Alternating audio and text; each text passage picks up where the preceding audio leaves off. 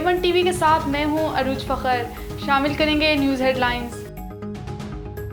हमारा खून बह रहा है, अफगानिस्तान से खुद बात करूंगा। अली अमीन गंडापुर ने कहा, वफ्द का बिल भेजूंगा, मसला हल करूंगा। अपनी पॉलिसी अपने पास रखें, चापलूसी नहीं कर सकता, किसी का गुलाम नहीं, बातों का जवाब देना होगा। अली अमीन गंडापुर ने कहा, अपना लहजा नरम कर लेता हूं लेकिन नज़रिया नहीं बदलेगा। NA 171 रहीम यार खान में ज़िमनी इलेक्शन का मैदान सज गया। PP के मखदूम ताहिर और PTI के हसन मुस्तफ़ा में तगड़ा मुकाबला। नशिस्त PTI के मुमताज़ मुस्तफ़ा के इंतकाल के बाइस खाली हुई थी। चार्टर ऑफ पार्लियामेंट की तजवीज़, हुकूमत और अपोजिशन मुतफिक, 18 रुकनी खसूसी कमेटी कायम, नोटिफिकेशन जारी।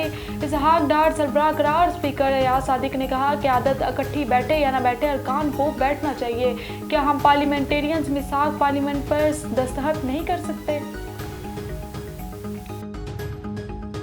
पानी PTI के मुमकिना मिलिट्री हरासत से रोकने के लिए दरख्वास्त। इस्लामाबाद हाई कोर्ट में समाअत आज होगी।